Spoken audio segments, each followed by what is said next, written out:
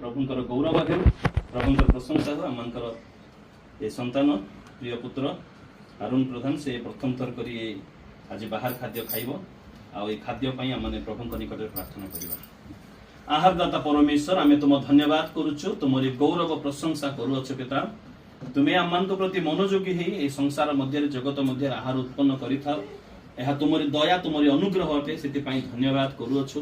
प्रभु से ही दिन ठारू जो दिन तुम्हें मनुष्य मान निमंते एदन उद्यान मध्य विभिन्न प्रकार वृक्ष रोपण कल आ विभिन्न प्रकार वृक्ष को तुम्हें फल पर परिपूर्ण कल एवं प्रथम मनुष्य को तुम्हें आदेश देतल तुम्हें भोजन करिबा बोली से ही दिन ठारू आज पर्यंत प्रभु तुम्हें प्रत्येक मनुष्य मान आहार दायित्व नहीं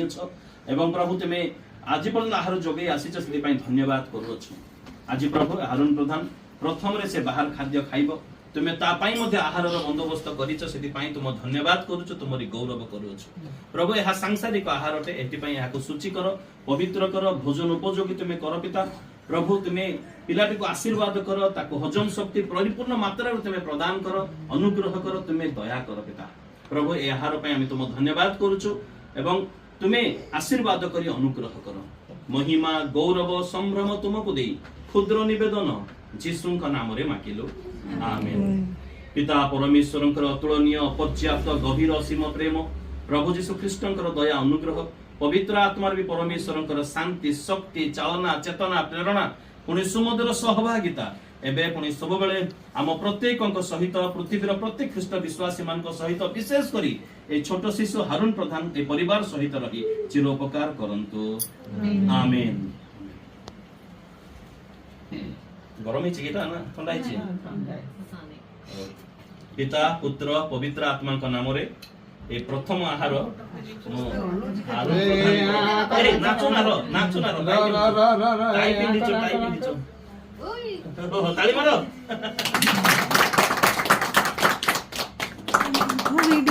कर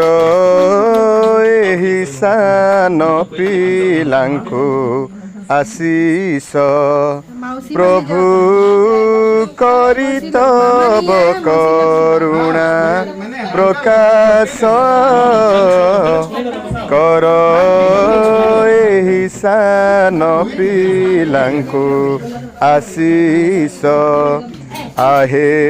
ईश्वरंक पुत्र तुम्भ छामुकु आनी अछु आम प्रिय तम शिशुंकु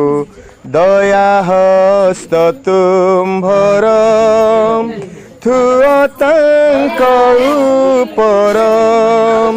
घेरु तांकु आबर प्रेम बाहु तुम्भर तब स्वर्गीय गृहे प्रवेश हेबा जाए प्रेम वचने तांकु आकर्ष कर एही सान पिलांकु आशीष गुरुतर भारते शिशु पालन तेणु